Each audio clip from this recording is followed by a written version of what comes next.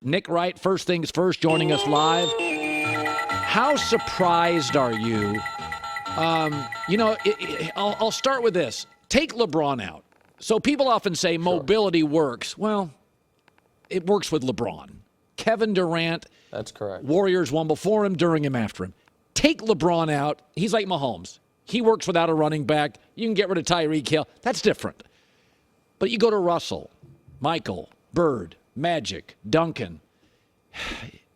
The stay where you're at model and let the organization patiently build around you. Could I not argue if you just take LeBron, the greatest player ever, out, that what Denver's doing is what the Spurs did, is what the Bulls did, it's what the Celtics did. It's what the Bucks. Well, listen, I think the super team model is really a LeBron James model. That's right. Now, the model that definitely works is having an excellent team already intact and adding either a great player or a final piece. The Raptors with Kawhi had a team that was good but not great, a culture, all of it. Then they swap out DeMar DeRozan for Kawhi Leonard, win the title. The Warriors had already won a title, gotten to another finals. They swap out Harrison Barnes for Kevin Durant. They're one of the greatest teams ever. That obviously works, right? But the other thing that obviously works is what the Bucks did, what the Warriors did before Durant, what the Nuggets did, what, to a lesser degree, the Heat have done, where they add the piece in Jimmy Butler, but the rest of it is built up from within, what the Celtics are attempting to do. So, yeah, I actually agree with that wholeheartedly, that the microwaved team out of nowhere. It blew up spectacularly in Brooklyn. Yeah. I'm not sure if it will ever get off the ground with the Clippers. It has really only ever worked with LeBron. And to be honest, even the LeBron parts have had fits and starts with it, most notably the first year in Miami. Yeah. And so, yes, I think people consistently, Colin, come May and June, see what it takes to win a championship, and then in December and January totally forget about it, and over the summer. And they just trick themselves into thinking, well, this team can't defend, and this team doesn't have depth, and this team doesn't like each other, but they'll be fine, when those teams are never fine. Yeah, Denver's defense in the fourth quarter and their chemistry in the end, which is hard to build either if you're not playing together for years, won it.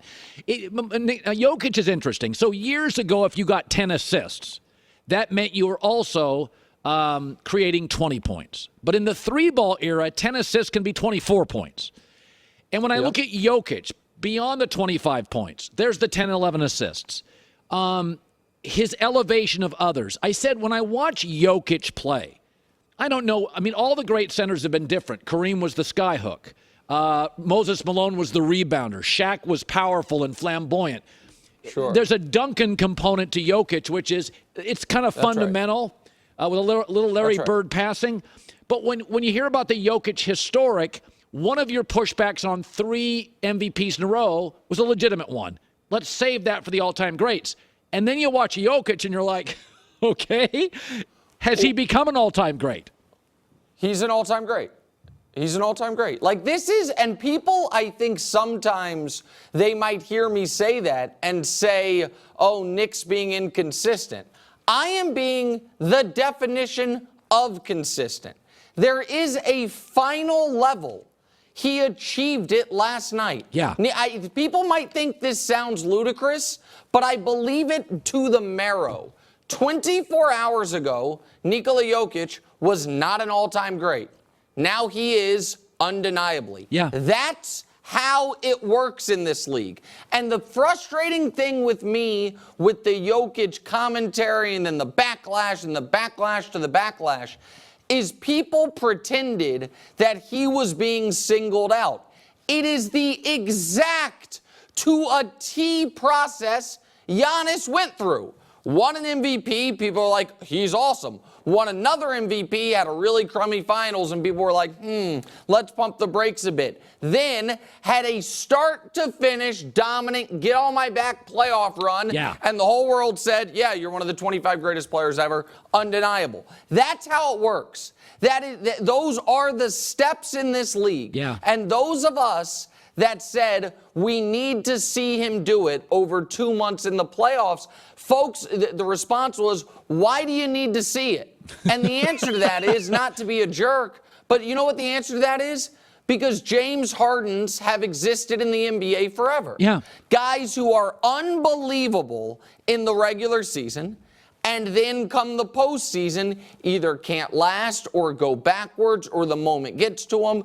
I needed to see it. Yeah. And by the way, for me to consider him one of the 2 or 3 best players in the league right now, he didn't need to win the title. Yeah. Just getting to the finals and what they did against the Lakers, it's like, okay, that's undeniable. Yeah. But now, having won the title, if people want to say he's the best player in the world, even if I personally still think Giannis can be more impactful on both ends, and Giannis by a hair would be my pick, I totally get it. Yeah. That's how it works in the NBA. It's how it's always worked in the NBA. Yeah, by the way, we understand that in boxing, UFC, tennis, downhill skiing, any individual sport, you have to win the gold or win the fight. Yeah. If Conor McGregor had never won the big fight, he would just be a flamboyant, fun guy, good on pay-per-view. He wouldn't be considered the greatest UFC, potential fighter of all time.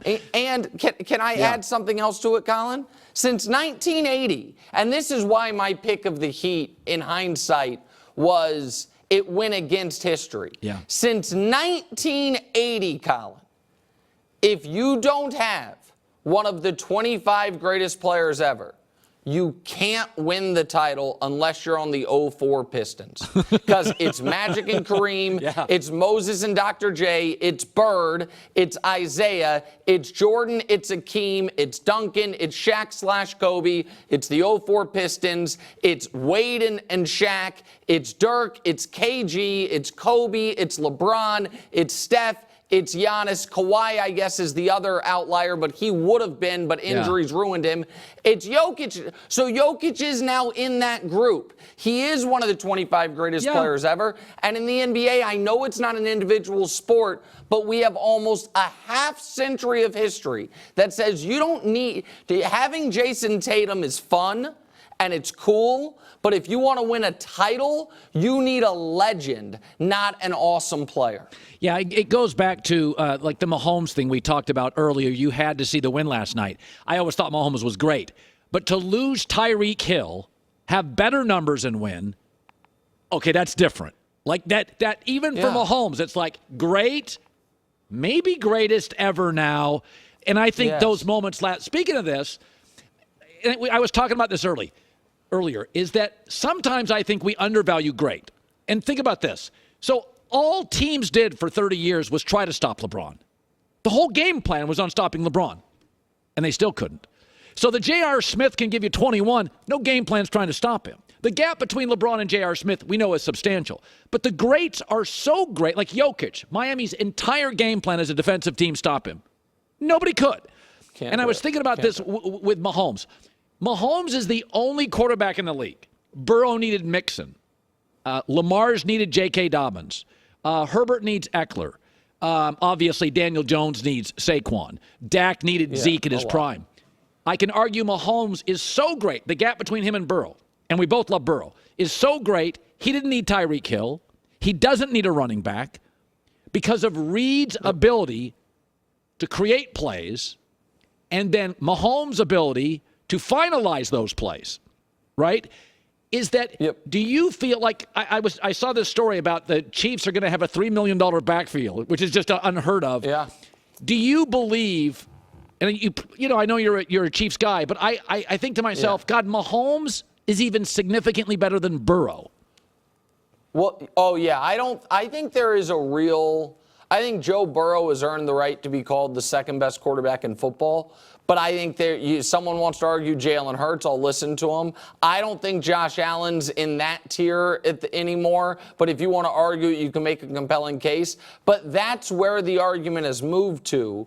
because the gap between the guy we're showing video of, Patrick Mahomes, and every other quarterback, I think is bigger than the gap between whoever's number 2 and whoever's number 8. Because he simply has no weaknesses as a passer, and not just as a passer, but as a player. I mean, we talk about the most mobile quarterbacks in the league, and no one brings up Mahomes. But some of the most legendary quarterback runs in modern playoff history were by Patrick Mahomes. The touchdown before the half against Tennessee, where he shook off 3 guys and ran for 30 yards to go to the Super Bowl. The one against Cincinnati to set up the field goal. The one against the Eagles to set up the game-winning field goal on one leg. That's with his legs, and that's like his 4th option. The thing that I find fascinating to watch in how the Chiefs are going to try to build this out is they have clearly leaned into what you're talking about, which is why spend, get a 7th rounder in Pacheco, try to keep McKinnon, spend as little as possible there and bulk up the rest of it. I wonder if it's one point, if the opportunity presents itself, will they counter the other direction, which is what would it look like if in an era where running backs are cheaper than ever, we had one of the 4 best running backs in football, where teams occasionally had to actually respect the run. Not what would that do for our running game, but what would that do for Patrick Mahomes? Like, they have a lot of other, kind of punches they can pull, if you will, as they build this out over the next decade. And I do think that they're going to have to do that if and when Travis Kelce either slows down or retires. Because while that has been, it's not underrated, but having arguably the greatest tight end ever with him the whole time has obviously been a massive part of his dominance. Yeah, we've never, and by the way, another credit to Mahomes, we've never really considered, even with Gronk, even with Kellen Winslow, we never considered the tight end as the number 1 target. Mahomes is great enough that we're going to take a mid-round tight end, and that becomes his target. It's always been a star receiver for Bradshaw, for Aikman, for Staubach, for everybody. Speaking of star receivers, speaking of star receivers, I know my guy Josh Allen's going to be on the cover of Madden, but what's up with Stephon Diggs? I know. Why is he so unhappy? I know. Trouble in paradise. I mean, they were best buds. I don't know. I don't know what's going on. I don't have reporters on the ground in upstate New York, but it seems like there's just trouble in paradise up there, and you just hate to see it. You just really hate to see it. Yeah, I know. For the 3-time defending AFC East, 2nd round defending champion Buffalo Bills. You just hate to see it. So obnoxious. All right, Nick. First things first. Good seeing you, buddy. See you, buddy. You bet.